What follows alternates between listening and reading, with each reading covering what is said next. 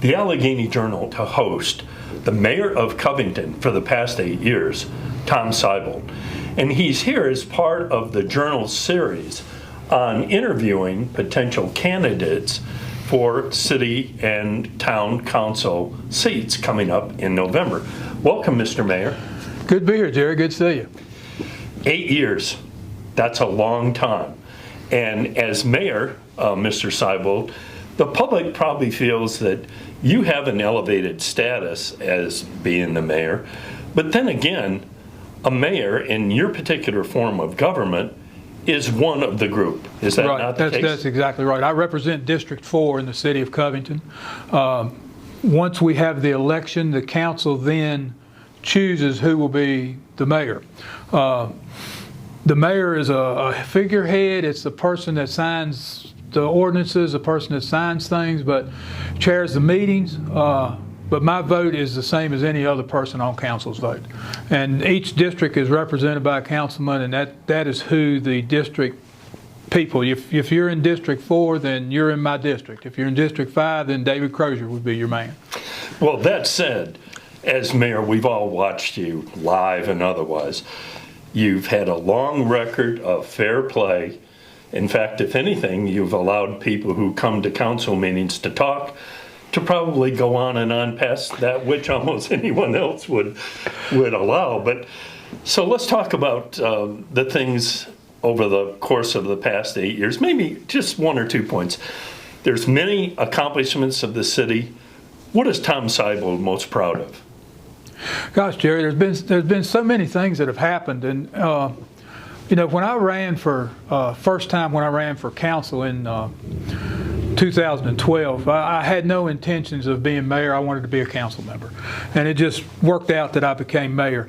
But some of the things that we've done, when I decided to run for council, it was after the 2011 consolidation vote to consolidate the whole region, and I wasn't going to do anything. If consolidation passed, I wouldn't have done anything. I'd have just sat there and watched everybody else do it. But when we didn't pass the consolidation, which I don't know what difference it made, one way or the other, I'd been all right. The thing with the consolidation vote, I told my wife, I said, if this doesn't pass, I think I'm going to run for city council.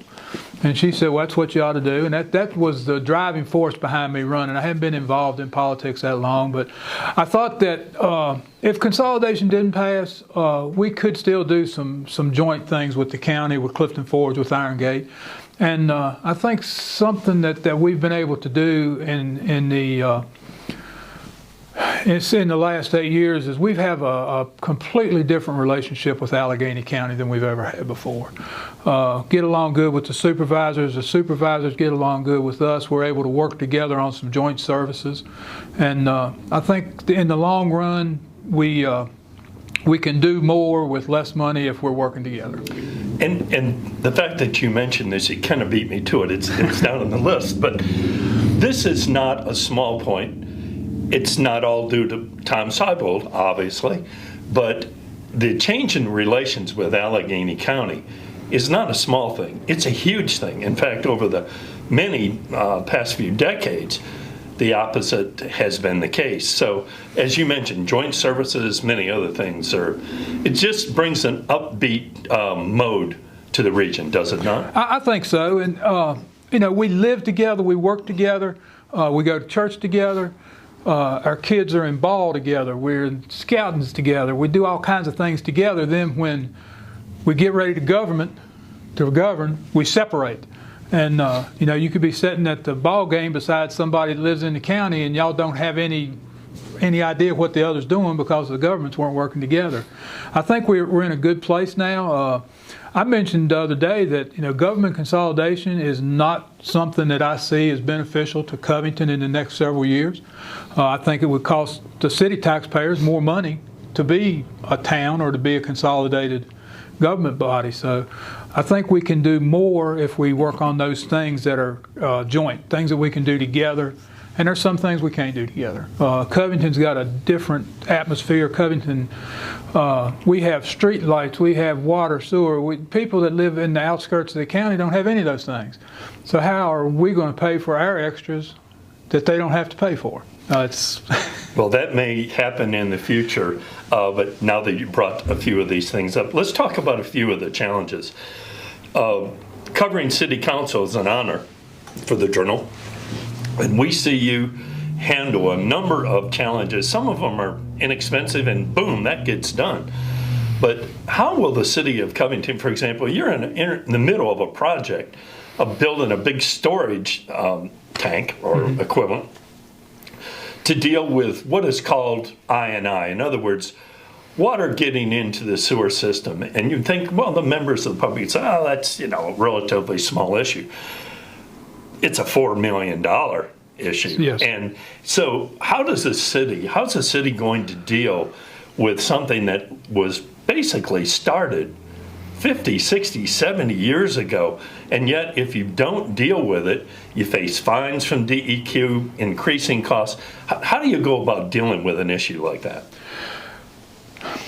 the issues we have at our wastewater plant during storms, heavy rains, we'll have an overflow, and that overflow goes straight to the river. We're under a consent order from the Department of Environmental Quality that we have to stop those overflows. 50 years ago, they didn't care whether they had an overflow or not. You can't have an overflow anymore. We did some things back in the 90s where we did some smoke testing and stuff, and then it was never followed through, and some of those things that probably should have come out of the sanitary system didn't. So we still have a lot of water going into our sanitary sewer system. And we're going to have to, part of the consent order is about a $4 million tank to hold those overflows until we have enough capacity to treat the overflow.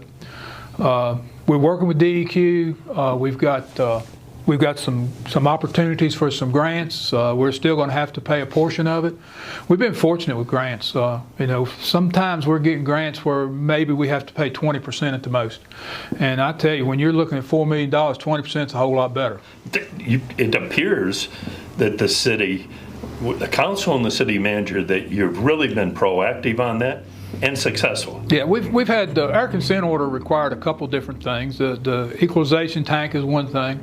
Another thing is several years ago, one part of the consent order was we got a truck that we can jet truck. It flushes lines, but it also cameras lines. And we're cammering. We have an obligation to DEQ now to camera so many feet of line a month. And that's part of our consent order. We had a stream bank that was eroding and causing some issues in the neighborhood, and part of the consent order was stabilizing that stream bed and rechanneling that stream. And we've done that. We've done we're working on the equalization tank. We're doing the cammering. And all those things will go a long ways in helping us to satisfy Department of Environmental Quality's consent order. Well, among the challenges I'm sure that the city faces and wants to deal with, occasionally you're criticized that economic development hasn't been soaring in the region recently. No. So on the table right now is a new city approach. What is that? Can you tell the public? There was a bigger economic development corporation. The director has now left, and now the city and the county have reconstructed the organization pretty much. And what are the prospects for that now? Well, the Economic Development Corporation has downsized the board. We've got a wonderful person in Terry McClung. She does fantastic work there. She's administrator, secretary, and everything else right now that you need. She helps keep everything on the right road. But the county and the city are working together on some economic development. The year before last, we passed the revenue sharing approach, and it doesn't matter where that new business comes to now. As much as the city invests in it, we get that much return on our investment. County, same way. If we do 50-50 on preparations or costs on a site, we'll split the revenue 50-50 once the business gets here. That's an innovative idea. It is, and it gives us a lot more room. Covington's 6 square miles. There's not much room. We're down along the river basin, and if it's not in the flood zone, it's being used. So we don't have a lot of room to grow in Covington as far as industrial development goes. But you're trying to pave the way towards economic development in the downtown area, at least a portion of the plan, via the improvements on Maple Avenue, and there's future proposals to finish the rest of that particular area. And so what can you say to the public? I mean, you're being proactive on economic development. You're putting in some of the infrastructure to do it. Does it need, for example, to make downtown into what the future would be benefiting from? Does it make sense that you need a hub or what would be called an anchor kind of organization to cause a resurgence to it? Yeah, I think one good anchor would help a lot. The Gordmans Building sold last week, and don't know all the details of the sale yet, but I think it's going to be able to be marketed by the Economic Development Corporation and the Industrial Development Authority. I think that'll help us a lot in going for a bigger downtown store. Strangest thing today, Jerry, I went by the office to sign some papers, and anybody that buys a new business license, I always send them a letter thanking them for coming to Covington and opening a business in Covington. I signed 8 letters today for new businesses in the city of Covington. Wow. And, I'm sitting there and I'm signing these things. Like, man, there's a bunch of businesses. And every month there's a few, but this was significant to me. I thought that was pretty good that there's 8 new businesses opening in Covington within the next month or 2. Any particular reason? No. Okay. Economy's doing a little better. I think you see people, if they see something going on, they get an idea to maybe do something themselves. So we've got a couple new businesses coming to Main Street. And some of them, I'm not even sure what they do. One guy, he had his name on the license and didn't have a business. So I don't know what he does, but he's opened a business in Covington because he bought a business license. Well, that sounds very positive. This is a year of controversy and upheaval, obviously. Yeah. And so to see that kind of positive development is great. But we just finished a somewhat controversial decision with respect to schools. Is there anything you can update the public on with respect to that controversial topic? Well, we're following the process. We voted to continue the process a few weeks ago. The vote was on a resolution to move forward to go to the state. And I don't know if you remember or not, but I voted to pass the resolution as presented. And that's where I'm at. We've presented the resolution. We have new things to do now. The next step is going to the Board of Education. The Board of Education's approval will go to the General Assembly. Senator Deeds and Delegate Austin will help with that portion of it. If we get approval from the General Assembly, then they're going to have to put some money in the budget to help with some of the costs, the initial startup costs. So there's a long ways to go before it's finished. But in my mind, we follow the process. If we can create a better system than we have, we've succeeded. Our children in the Allegheny Highlands, we want to make sure everybody has an equal chance.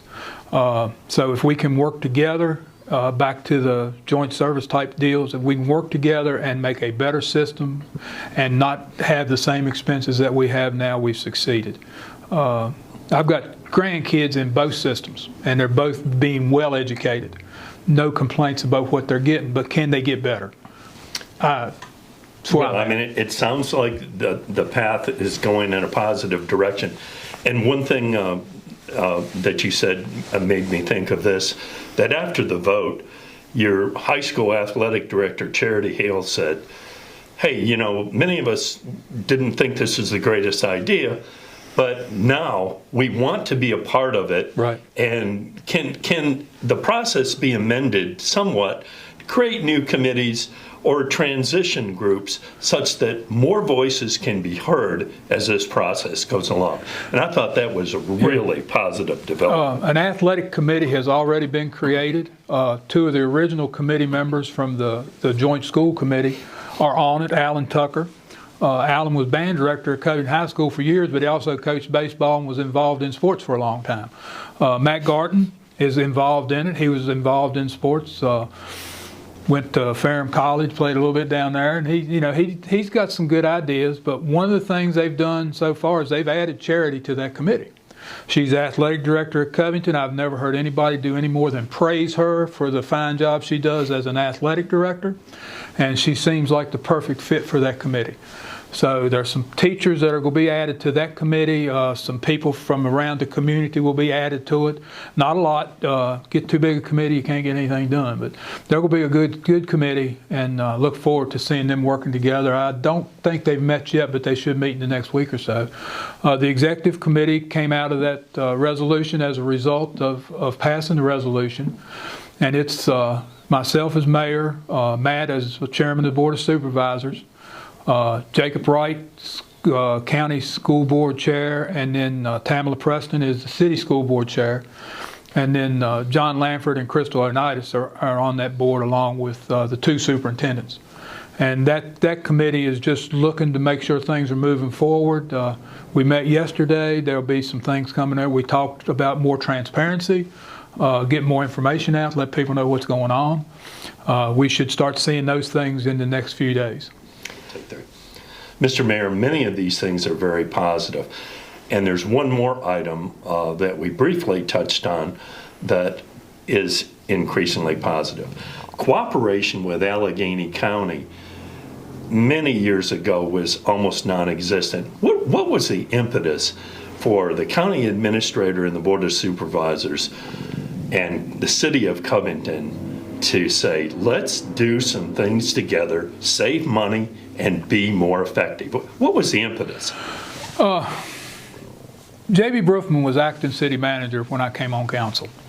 John Strutner was the county administrator, and Steve Bennett was the chairman of the Board of Supervisors. We went and had lunch one day. Unheard of. But we went and had lunch and talked about, we went and had lunch and talked about some things. And from that meeting of 4, we progressed to, we have an intergovernmental committee now. We haven't met much since the pandemic came into place. But, you know, some of the issues that we talked about and some of the things we did, the revenue sharing, for example, it started there. It was birthed there, but then it went to the boards and to the council. It wasn't something that was done in secret. It was out there. So, you know, I think just talking to each other, some cooperation. I think back to several years ago, Covington City Council actually came to the Clifton Forge Fire Department and had a meeting with the Clifton Forge City Council.